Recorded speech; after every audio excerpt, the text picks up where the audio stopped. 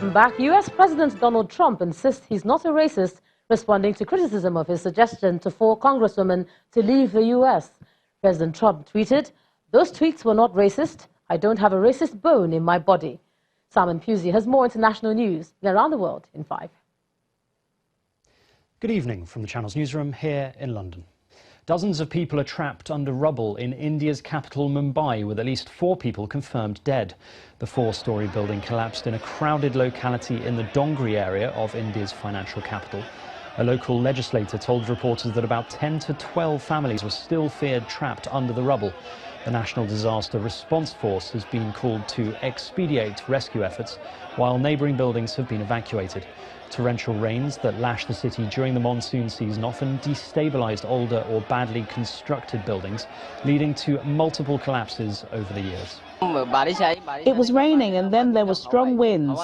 Then we heard a loud sound of thud, as if something had fallen. Then people shouted that a building has collapsed, so we rushed here. The former South African President Jacob Zuma says he has received a death threat after his testimony the previous day to an inquiry on corruption. Zuma told the inquiry that he had been the victim of a plot to get rid of him and that he could trace the conspiracy to foreign intelligence services and the apartheid government in the 1990s. Appearing earlier, Zuma said his assistant received a phone call from an unknown person threatening to kill Zuma and his children. My PA from the ANC side was phoned by a person she does not know. And this person said, "You must tell Zuma that we are going to kill him. We'll also kill his children, as well as some people around him." 4 minority US congresswomen, known as the Squad, have accused the US president of trying to sow division and distract attention from what they described as failed policies. On Sunday, President Trump tweeted the lawmakers should go back to the totally broken and crime-infested places from which they came.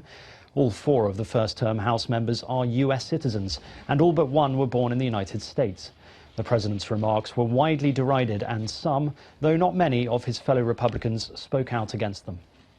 Sadly, this is not the first, nor will it be the last time we hear disgusting, bigoted language from the president. We know this is who he is. And we know that he and his administration are constantly engaged in actions that harm residents and American people in our country. Many members of Congress have called for his impeachment because of his utter disregard and disrespect of the United States Constitution.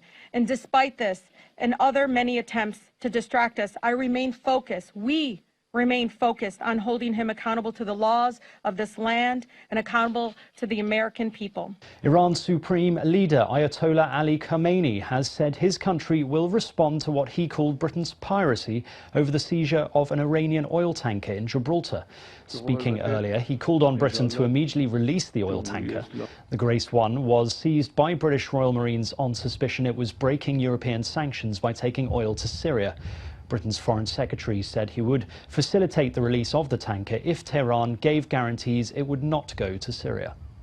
A utility worker was killed and 15 other people injured in a massive explosion in Southern California. A ruptured gas line is thought to have triggered the blast, which completely destroyed a house and shattered windows in nearby homes in the town of Moreta. The blast sent flames shooting some 30 feet into the air, and some residents initially mistook it for an earthquake. We just heard this loud bang, explosion. We weren't quite sure what it was. Because of the, earthquakes we just had, I told the kids to get under the table. Doctors have been speaking for the first time about the extraordinary operation to separate 2 twin girls conjoined at the head. Sarah and Marwa Eula were delivered by caesarean section at a hospital in Peshawar in northern Pakistan. The girls are what is called craniopagus twins, which means they are joined at the head. It is the rarest form of what is already a rare condition. The 2-year-old sisters, whose father has died, were discharged on July the 1st and moved to a London address with their mother, grandfather and uncle. They're making good recovery at the moment, but it's a little too early to be able to comment definitively about their future. So we're optimistic that they will make a good recovery, and hopefully we'll be able to show that in the months to come. And finally, New Zealand wildlife rescuers retrieved 2 penguins hiding out in a sushi shop. The flightless birds were found under the grills under the shop where it was warm. According to the New Zealand Department of Conservation manager, the penguins were trying to find a safe place to lay their eggs, due later in August. So around this time of year, penguins around the harbour are coming in and they're trying to identify a place where they and their mate can set up shop to lay eggs later on in August. So what they're looking for is essentially a hole or a tight place that they can hide into where they'll be safe from most of the predators that they would have faced before humans. And that's your international news around the world in 5. Thanks a lot, Simon. Now let's take a look at some sports. Here's Ayotunde Balogun.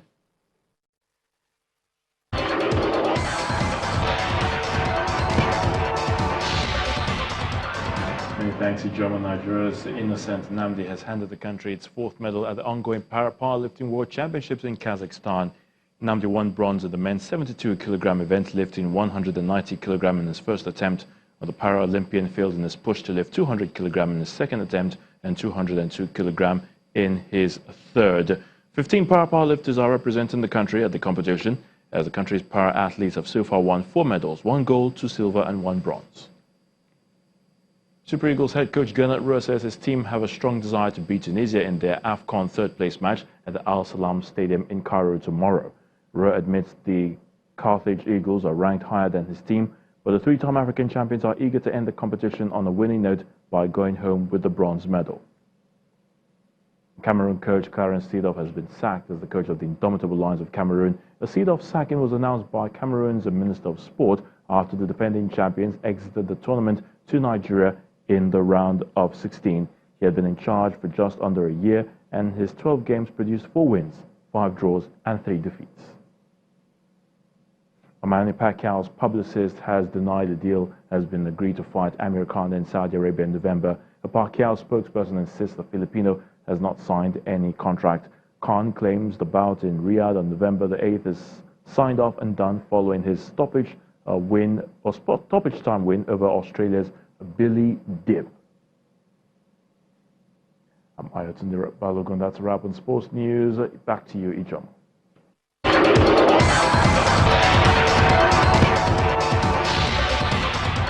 Today, and the main news again. As anxiety mounts over insecurity across the country, the President of the Senate today proposed the convocation of a robust security summit to address the increasing threats in the country. Also today, President Muhammadu Buhari gave the assurance of tackling wanton killings across the country. The President said security remained top priority of his administration. And President Donald Trump today said he is not a racist following the outrage over his Twitter attacks on 4 U.S. congresswomen. And that's the news at 10 tonight. Thanks so much for staying with us. I'm Ijoma Bunyato. You have a good night.